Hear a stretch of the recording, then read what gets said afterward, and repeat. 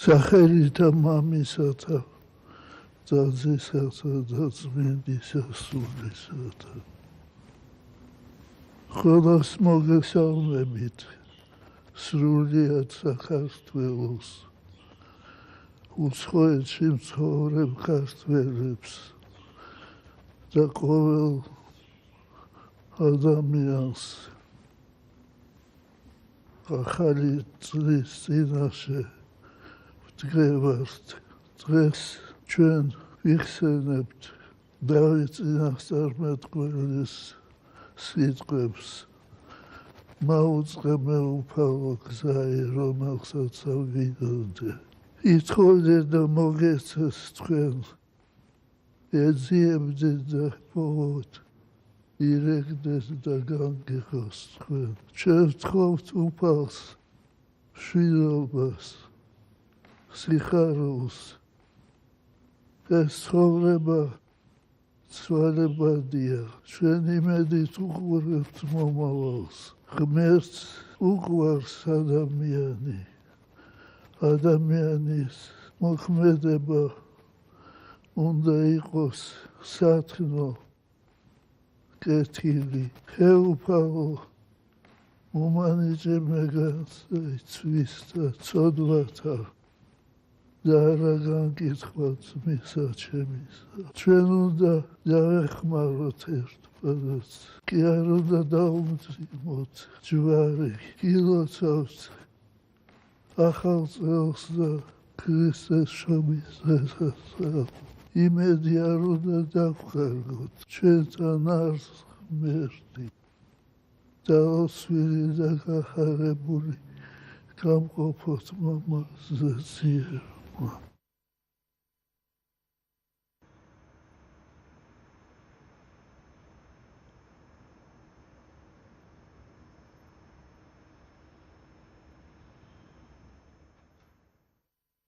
$2020 წელს ვემშვიდობებით.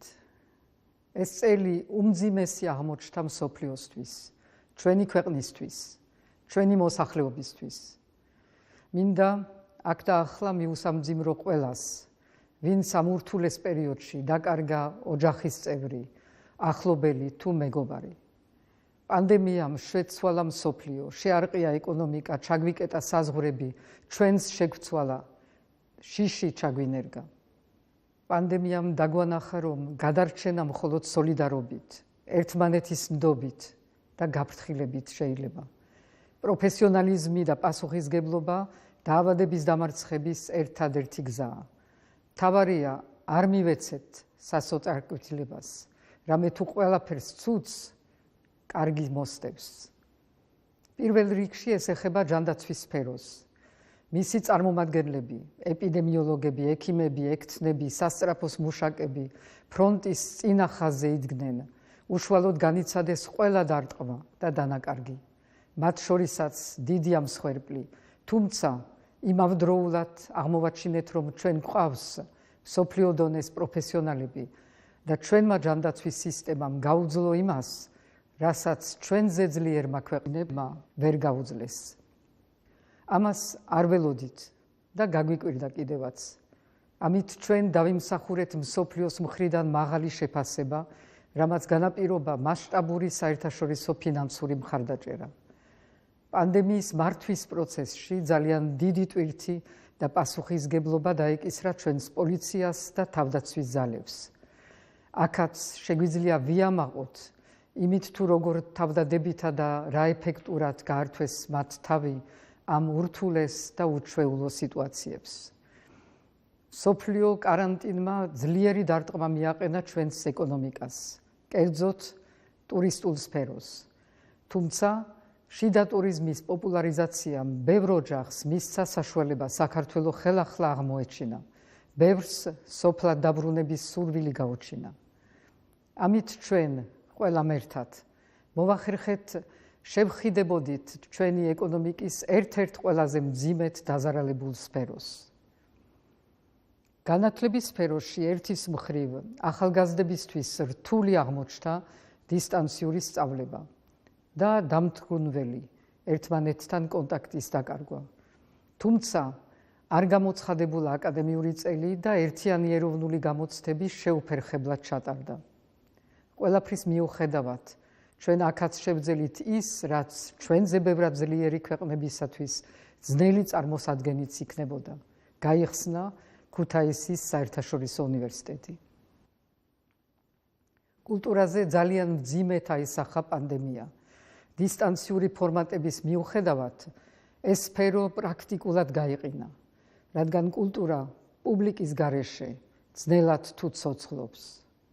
ამ ფონზე ძალიან ვამაყობ იმით, რომ სრულყოფილად ჩავატარეთ ეროვნული და ვაჟა-ფშაველას სახელობის პრემიების სახელმწიფო კონკურსები. შევკრიბეთ კომისიები, მივიღეთ მსოფლიო დონის სამეცნიერო ნაშრომები და ლიტერატურული ნაწარმოებები, გამოვავლინეთ გამარჯვებულები. პანდემიის გამო დაჯილდოების ცერემონია ჯერ ვერ ჩატარდება, მაგრამ მინდა ამ ახალი წლის ღამეს გაგაცნოთ გამოვლენილი ლაურეატები და ერთად მივულოცოთ მათ ეს დიდი წარმატება, რომელიც ქვეყანას ასახელებს. ვაჟა-ფშაველას სახელობის სახელმწიფო პრემია ლიტერატურასა და პოეზიაში მიენიჭა პოეტსა და მთარგმნელს დავით წერედიანს. წუხვარ, რომ მას ეს მნიშვნელოვანი აღიარება სიცოცხლეში არ ერგო. ეროვნული პრემიის გამარჯვებულები კი ქიმია ბიოლოგიის დარგში ერთობლივი ნაშრომისთვის არიან გიორგი კვესიტაძე, გია ხატისაშვილი და თინათინ სადუნიშვილი. ფიზიკის დარგში ალექსანდრე შენგელია. ერთადერთი სფერო, სადაც პანდემიამ აქტივობა ვერ შეანელა, პოლიტიკაა. მძიმე პოლიტიკური წელი ჰქონდა, თუმცა აქაც შევძელით და მივიღეთ კონსტიტუციური ცვლილებები, ახალი საარჩევნო კოდექსი. ჩავატარეთ არჩევნები, რომელიც საერთაშორისო თანამეგობრობამ შეაფასა როგორც სამართლიანი და კონკურენტული. შედგა პარლამენტი. პანდემიამ ერთი რამ მაინც ვერ შეცვალა, ოკუპაცია და ჩვენი ტკივილი. დღეს მან კიდევ უფრო დაამძიმა ჩვენს ოკუპირებულ ტერიტორიებზე ცხოვრები მოსახლეობის ისედაც უმძიმესი მდგომარეობა, თუმცა დაგვანახა, თუ რამდენად აუცილებელია სამომავლოდ გამოვნახოთ სოლიდარობისა და ურთიერთდახმარების გზები, ანუ გზა ოკუპაციის დასაძლებად. მთავარი მიღწევა კი ის არის, რომ ურთულესი პირობების მიუხედავად ოკუპაციისა და მძიმე რეგიონალური კონფლიქტების ამ პატარა ქვეყანამ შეძლო და შეინარჩუნა სტაბილურობა, მდგრადობა და სხვებსაც არაერთ გზის აჩვენა, რომ ასე მარტივად არ ნებდება. ალბათ რთული ზამთარი გველის და გამოწვევები არ გამოილება. მაგრამ ჩვენ უკვე ვიცით, რომ ამ გზას გავივლით, ისიც ვიცით, რა გვჭირდება ამ გზაზე. ერთმანეთის ნდობა, გაფრთხილება, სოლიდარობა და ერთიანობა. უნდა დავძლიოთ გაუცხოება, უარი უნდა უთხრათ სიძულვილსა და დაპირისპირებას. 2021 წელი ნდობის წელი უნდა იყოს. ყველას ქვეყნის შიგნით თუ გარეთ გილოცავთ ახალ წელს.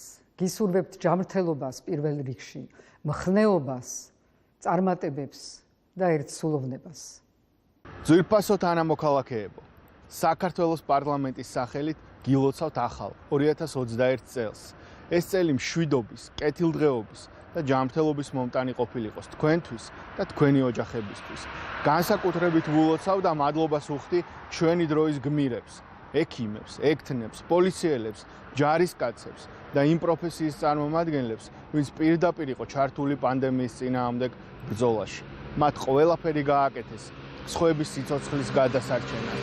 ახალ წელს ვულოცავ საზღვარგარეთ ყოფ ჩვენს თანამემამულეებს და აფხაზეთსა და სამაჩაბლოში მცხოვრებ ჩვენს დებსა და ძმებს. ერთიანი, ძლიერი საქართველო და ძლიერი საზოგადოება ჩვენი საერთო მიზანია. გასულმა წელმა გვაჩვენა, რომ პროფესიონალიზმით, ერთიანობით და სოლიდარობით შევძლებთ ყველა სირთულის დაძლევას, შევძლებთ ეკონომიკის სწრაფ აღდგენას, დემოკრატიის გაძლიერებას და უსაფრთხოების განმტკიცებას. მომავალი წელი, ისე როგორც არასოდეს, მოითხოვს ერთმანეთზე ზრუნვას და თანადგომას, უფრო მეტ სიყვარულს და მომავლის რწმენას. კიდევ ერთხელ გილოცავთ და გისურვებთ ბედნიერ ახალ წელს. ძვირფასო თანამოქალაქეებო, გილოცავთ დამდეგ 2021 წელს. ჯანმრთელობას და კეთილდღეობას გისურვებთ თქვენ და თქვენს ოჯახებს. გასული წელი მთელი მსოფლიოსთვის უჩვეულო და გამოწვევებით სავსე იყო. ჩვენ აღმოჩნდით ომში უხილავ მტერთან, რომელმაც გვაიძულა უარი გვეთქვა ჩვეული ცხოვრების რიტმზე. დაგვაკარგინა ძვირფასი ადამიანები. დიდ განსაცდელთან ერთად ამავე დროს 2020 წელი დიდი გადაფასებების წელიც იყო. როდესაც თითოეული ჩვენგანი დაფიქრდა ყველაზე მთავარ ღირებულებაზე, ადამიანის სიცოცხლესა და ჯანმრთელობაზე, რომლის გარეშეც არაფერს აქვს ფასი. რაც ყველაზე მთავარია, 2020 წელი იყო უპრეცედენტო სამოქალაქო პასუხისმგებლობის წელი, როდესაც სახელმწიფო და მოქალაქე ერთად დადგა გამოწვევების პირისპირ. უხილავ მტერთან ბრძოლას საკუთარი გმირები ჰყავს. ეს გმირები არიან ჯანდაცვის სფეროში მოღვაწე ადამიანები, ექიმები, ექთნები თუ სანიტრები, რომლებიც ამ წუთებშიც იბრძვიან ჩვენი მოქალაქეების გადასარჩენად. მინდა მათ მუდამ ახსოვდეთ, რომ ყველანი განსაკუთრებულად მადლიერები ვართ მათი. ეს გმირები არიან ის პოლიციელები, ჯარისკაცები, თვითმმართველობების თანამშრომლები, თითოეული ის საჯარო მოხელე, რომელიც მთელი ამ პერიოდის განმავლობაში დაუღალავად შრომობდა, რათა უფრო უსაფრთხო გარემო შეექმნა, უბრალოდ დახმარებოდა თითოეულ ჩვენს მოქალაქეს. წელს უჩვეულო გარემოში ხვდებით ახალ წელს, არ მართავთ საზეიმო ღონისძიებებს და მოკრძალებულად მხოლოდ ვიწრო ოჯახურ წრეში აღნიშნავთ ამ ყველასთვის, განსაკუთრებით კი ბავშვებისთვის საყვარელ დღესასწაულს.